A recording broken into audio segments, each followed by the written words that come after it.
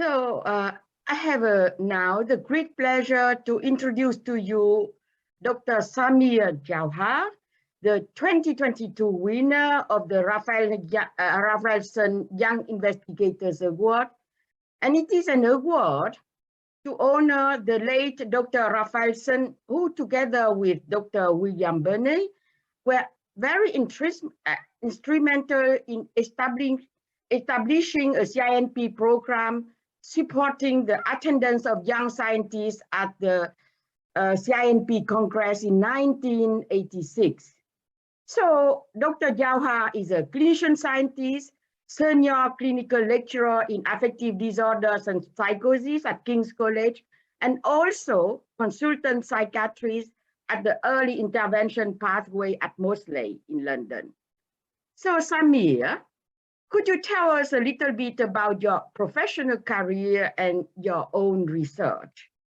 Absolutely, Professor. Thank you very much. Well, I guess I was born and brought up in Scotland, and that's where I had my medical education. I did public health and epidemiology there, and my psychiatry training. And I guess my career mirrors that of the Scottish football team, glorious failure, applying for various fellowships in probably neuroimaging, a bit of psychopharmacology, in psychosis, because I was just interested by looking after the care of people with psychosis from a young age.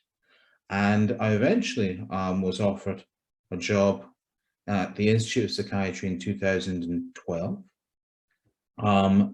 which was an interesting job because I guess it was for half the salary in a city twice as expensive. So for some reason, I thought that was a good thing to do. So I came down there to do a PhD and really just thoroughly enjoyed it and haven't left since. So the work, to answer your question properly, was looking at the dopamine system in people with first episode psychosis, relating that to treatment response, and really taking things from there. And exciting because I guess nothing has really changed as much as we'd like in 60 years in psychopharmacology of psychosis. And this to me just seemed a very good project with good supervisors and a good infrastructure. So since then, I've been conducting PET studies, doing some evidence-based medicine work as well, and looking after the care of young people with psychotic disorders. And in terms of psychopharmacology, I guess it's moved from there and looking at experimental medicine techniques as well. So to summarize, I guess I worked as a clinician predominantly, then focusing more on research when the opportunities came there. And the last 10 years or so, it's been predominantly molecular imaging and psychopharmacology. So now you have done quite a bit of work already. So what now, retrospective, what do you consider as the most important part of your research? And also towards what you have some, any specific topics in mind for your future research? It's an excellent question. And it's one that we, I guess, don't focus on or think of as much as we should. Now, in doing my research in first episode psychosis, I guess the most fruitful piece of work was looking after young people with mania and conducting studies in young people with mania because they haven't been examined as much as people with non-affective psychotic disorders.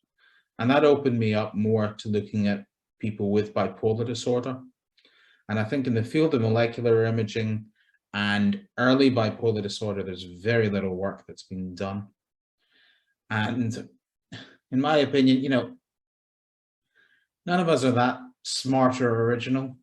And a lot of the work that's been done in non-affective psychotic disorders or the construct of schizophrenia needs to be replicated, but also done in people with affective disorders and affective psychoses. So my focus in the last 3 to 4 years has been looking after people with affective psychoses and probably examining more people with bipolar disorder using established techniques that we've got good reliability with in this cohort of people. And therefore, I guess opening things up to looking at these disorders in more in more depth and giving them the same degree of respect that we give to the research in schizophrenia. Now, but you just still go like, what kind of mechanism Yes. do you think that is the most important to follow up now, right? To bring actually what you have done in the research to real world clinic, because you are the bridge between them. Yeah, this is the future belong to you actually. Oh, I wish. But it's an excellent question. I guess it's looking at the systems involved in the disorders. And I guess with molecular imaging, we can get to the biology in people. Now, putting aside the fact that you're only looking at one system in isolation, but I think examining the systems in disorders and harmonizing that with treatment. So for example, bipolar depression, you know, there's evidence where you're looking at the treatment with, you know, some antipsychotics have got licenses and efficacy, and examining the relationship between that and the systems involved in the disorder, I think is a fruitful way of looking at things, because I guess that's been a strength, is linking our scientific techniques to treatment response, because there's too much heterogeneity in the phenotypes to do it otherwise. And I think that will be the future for me, actually, is probably looking at disorders where we've got some evidence of psychopharmacological interventions that are helpful, and backward translating that to molecular imaging techniques with different neurotransmitter systems being looked at. Okay, such as PET and things like that. Oh, it has, yeah, but yeah. I'm not smart enough to use other techniques, so that's the only technique I know. Yeah. So it'll you are a definitely very good place in the world, top place in the world to do that. So it's the infrastructure. I have seen that you have got a lot of awards and grants. So is there specific advice that you could give now to early careers, specifically for a clinician scientist, which is very difficult field in case, because you have always split into two fields and have to save time for research, right? Yeah, that's the astute question. That's the what you've answered the question yourself. And I guess we try and help other people learn from our own mistakes. And if I was looking back, I would say it's your time and your energy are finite resources, and be careful of how you use them. And it's gratifying, it's great, and I love my patient work. I love looking after people's care. Focus, and I think just being clear in how you spend your time if you're going to do the science, because the worst thing would be is not having the time or the energy to do it properly when you've got the infrastructure and you've got everything else in your favor. So I guess my advice would be, have enthusiasm, have your energy, but sometimes take a step back and think, if I'm going to do this and I'm going to do it properly, what sacrifices will I have to make? And how clear will I have to be with my clinical work? Because, you know, some of us can do everything, but not all of us.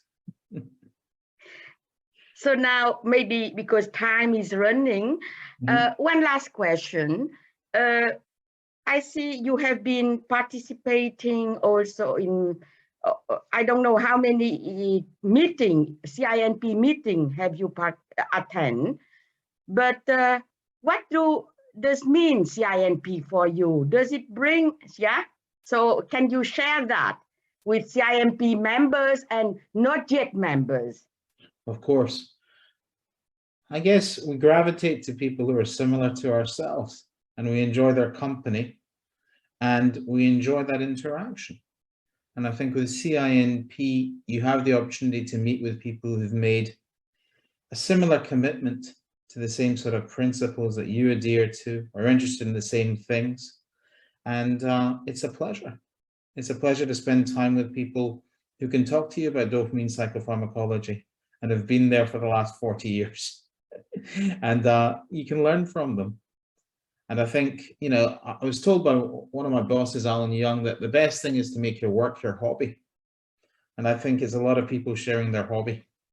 And, a hobby or a passion, maybe. Precisely. Right? And it's having your hobby as your passion and your work. And life could be worse. And, you know, you obviously illustrate that yourself.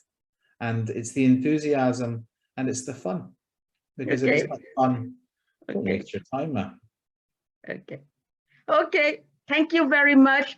And very best wishes for the continuation of the Rising Star career. Okay. Very grateful for your time. Thank you very much. Cheers.